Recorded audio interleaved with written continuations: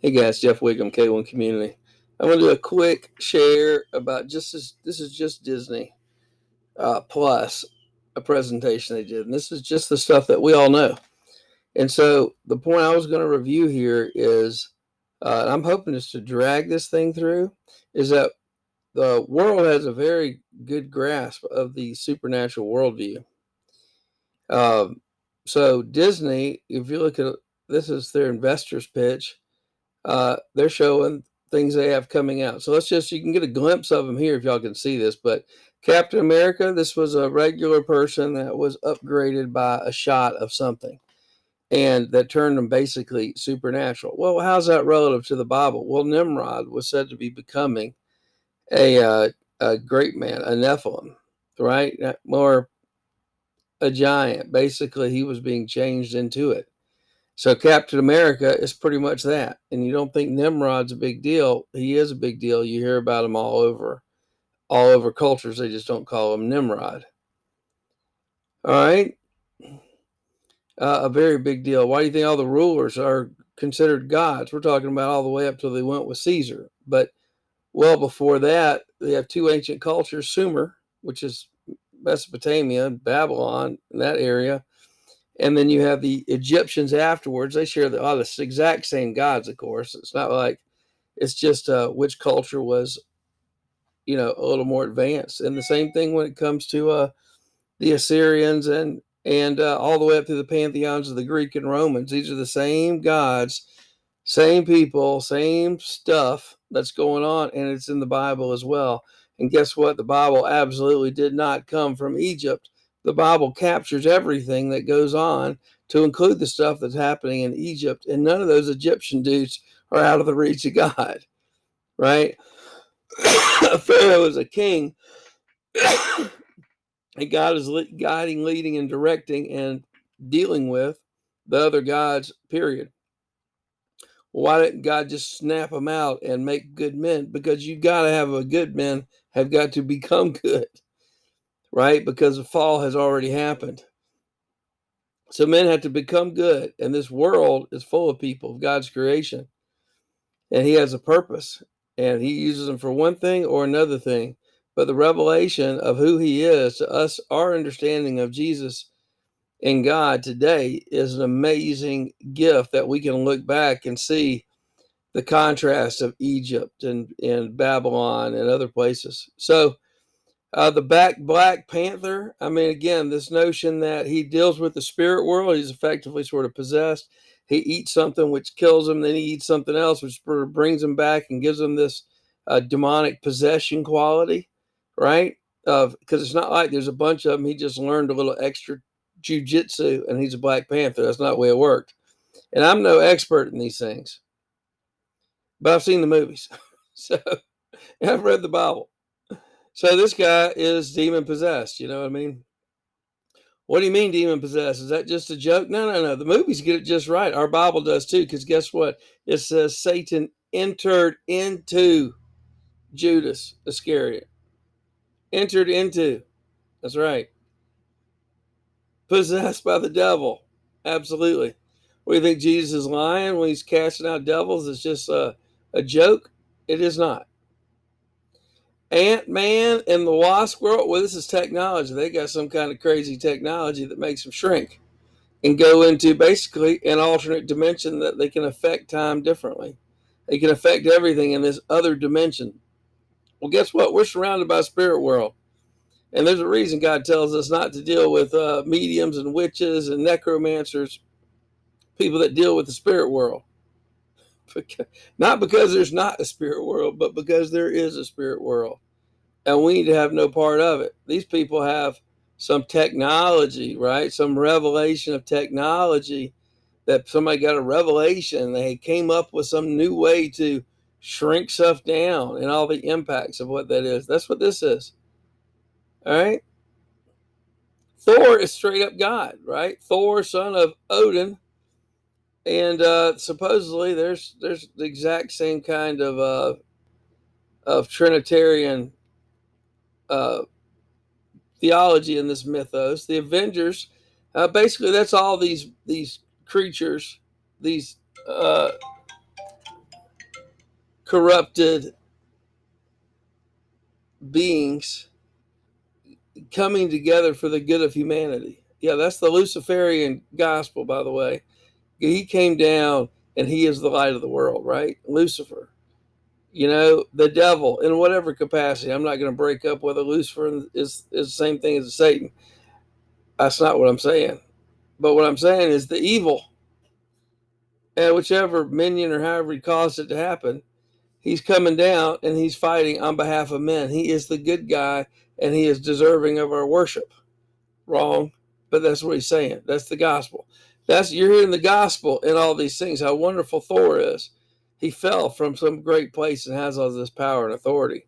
But guess what? The God up there, these Thor movies, they show you that Odin is a super bad dude at the same time. He's good and he's bad. He's complicated. Okay, so he did some bad stuff, but he's still good. I love Odin, right? That's how the movie goes.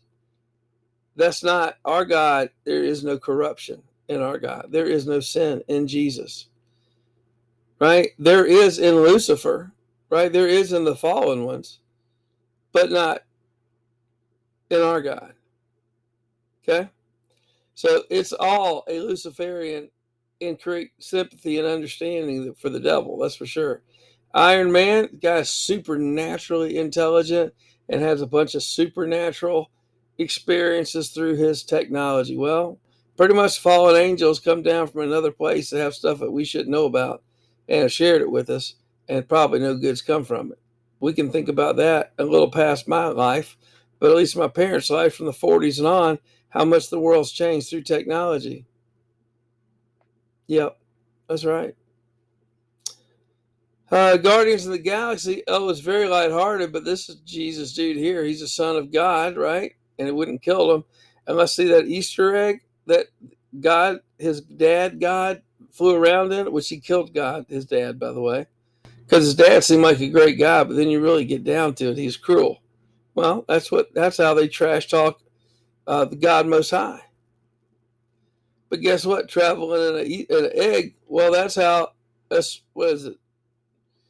Oh my goodness, whatever those, Astarte and all those, Semiramis and Isis, just like Blessed Virgin Mary, which is Isis, by the way, Catholics and all that sort of stuff.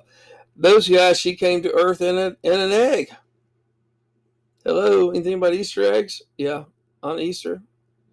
Okay, let's just moving along though, right? All these are other creatures.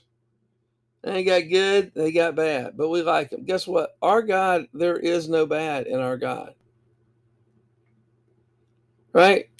This is the human condition and all these other beings throughout the galaxy are a mixture of good and bad. All right, Avengers again, Endgame. Well, that's really the evil god snapped his fingers and killed half the population like a rapture. But all the Avengers went out, and in the end, they defeated them and saved humanity. Okay, more of this stuff. This lady Superman, basically Captain Marvel.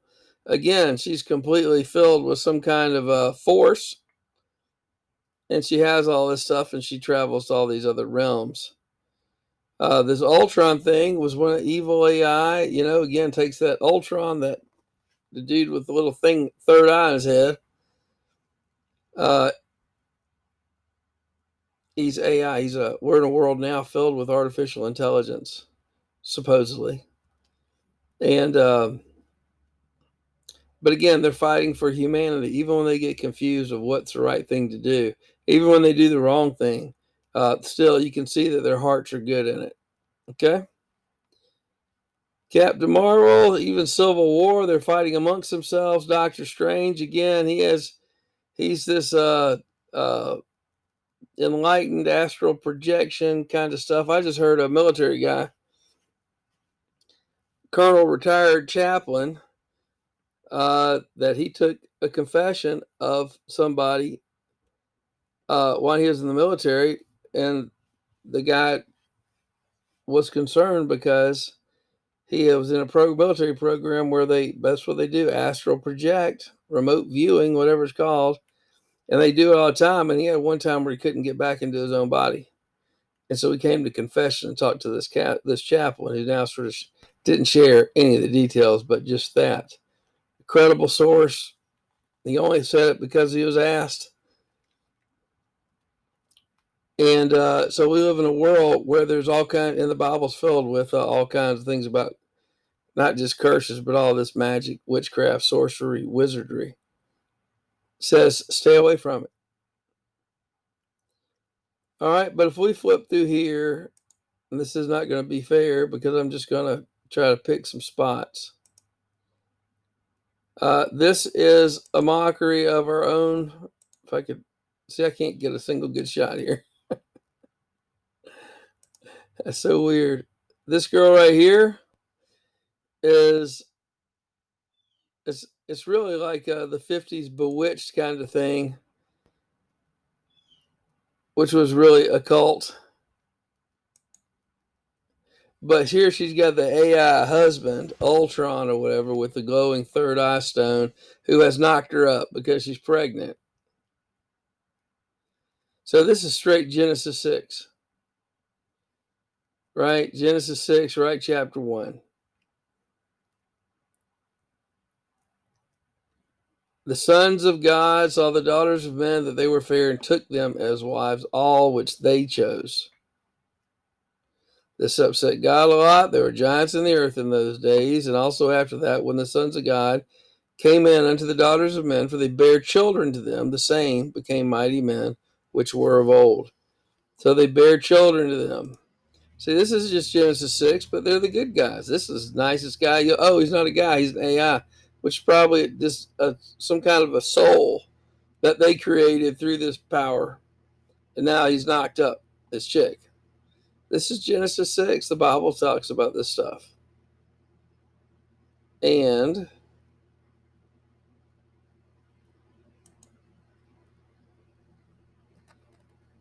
my computer crashed last time I tried to do this. So I'll see if I can't, if something different doesn't happen. Multi-universe of madness. I should tell you everything you want to know, because God is one.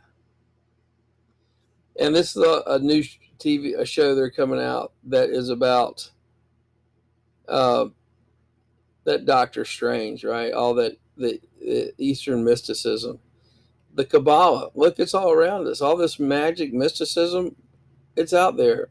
It's a big deal. It's all over. Oh, you don't think it exists? Well, I don't know. Go down to your Masonic temple, right? It exists, right? It exists. Turn on your TV show any day of the week, and you're going to see about all the witchcraft and even TV shows about Lucifer and witches. There's 1,000 of them. That's all the world's talking about now. The world is literally filled with this particular kind of wickedness. Well, this is two guys who are technically, evolved somehow, but yet trying to help the world.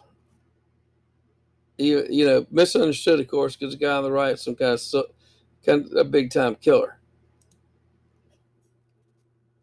And they can fly. I mean, this. Oh well, he's just got some jet wings on. Well, maybe, but you look at a lot of the old stuff, you'll see the winged stuff, winged beings. Black Widow, which this signs as above, so below. Hourglass / on the spider, of course. This is another female superhero. Loki is a straight devil, right? God of mischief and supernatural power of some kind, right? This glowing magic power of the universe.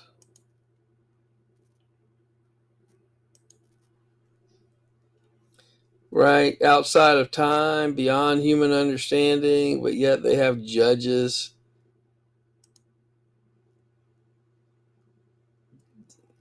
again, this is more of that movie Loki.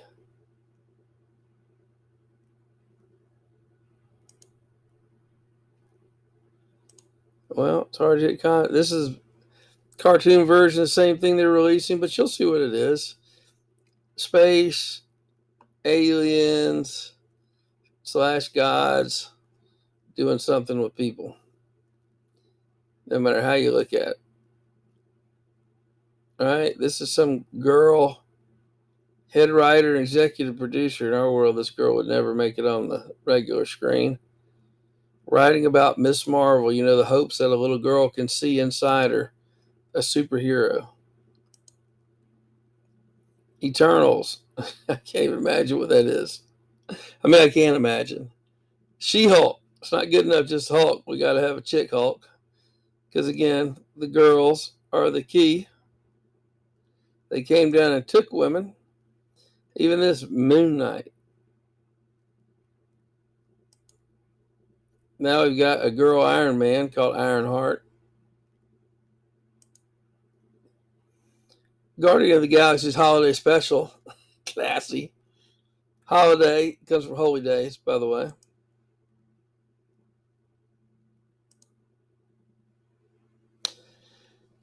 Yeah, Quantum Mania. Who knows?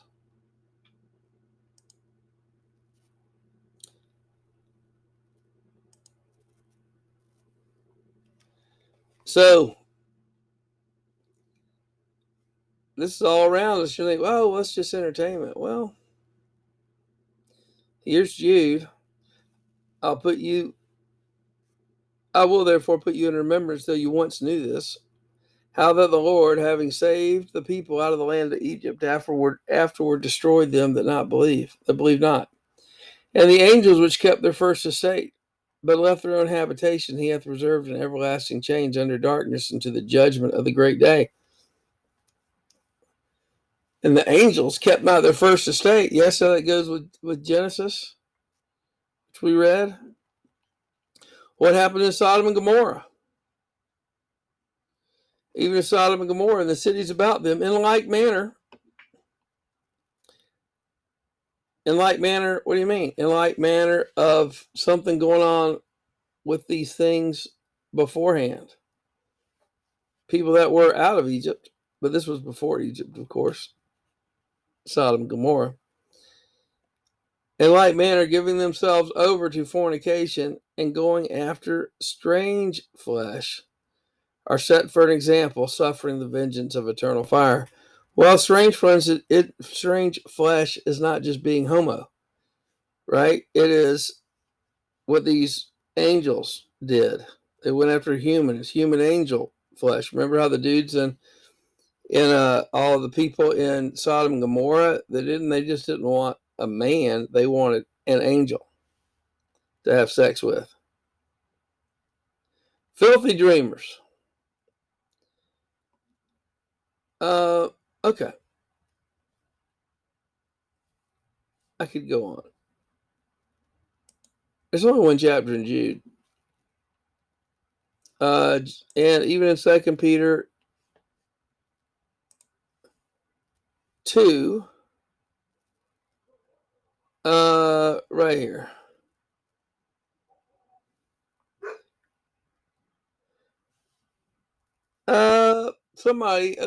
Covetousness, somebody's making merchandise of it. For if God spared not the angels that sinned, but cast them down to hell and delivered them into chains of darkness to be reserved unto judgment, and spared not the whole world, but saved Noah, the eighth person, a preacher of righteousness, bringing in the flood upon the world of the ungodly. All right, so we're talking about spirit beings interacting. Now, this is all through the Bible, not just in these, right? Not just in these things. It's a supernatural world.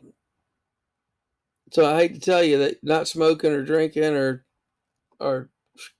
screwing girls, that's a little bit spiritual right there, but or just avoiding homosexuality, stuff like that. That's not the whole thing. I mean, there's so much more that God's revealing to us, and we're in a world that is an utter supernatural worldview. So What is it that we should do? We should realize that the Holy Spirit's a real thing. You can't see them. Like Disney did some kind of a special effect. You might see me glow or something. My eyes turn white and laser beams come out of them. But that's not the way of our God, right? He gave us power. What do you think his powers were? Well, okay, heal sick. Yeah, that's a good one. But also to cast out demons, unclean spirits. What do you think wears a glove like this glove over here? I'm going with a devil, a demon, an unclean spirit. Now, look, there are higher things, I'm sure, that whatever the demon is, right? And I got my opinion, but I think a fallen angel is something else. And I do think that Peter and Jude are certainly saying, like, ease up, because Michael the archangel thought twice about how he talked to with the how he dealt with uh, the fallen angels. But I think that's different. I think unclean spirits and demons and devils are different, but yet we're surrounded. We're in a world covered up by them, and we're in a world where our religion is liking them and wanting them and paying to hear more about them. It's about what you do with the preacher, isn't it? You go to your church, you give a little money to pay for the theater that he's in and to pay for the content. Maybe there's not a lot of difference. So I'm going to knock off right now and think, why am I doing this? Is because read the Bible with a much, much, much more supernatural perspective,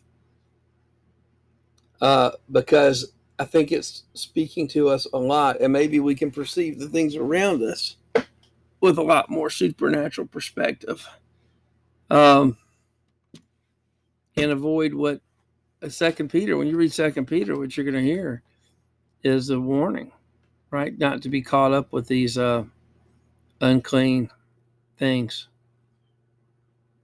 All right. Well, that's it. All right. God bless.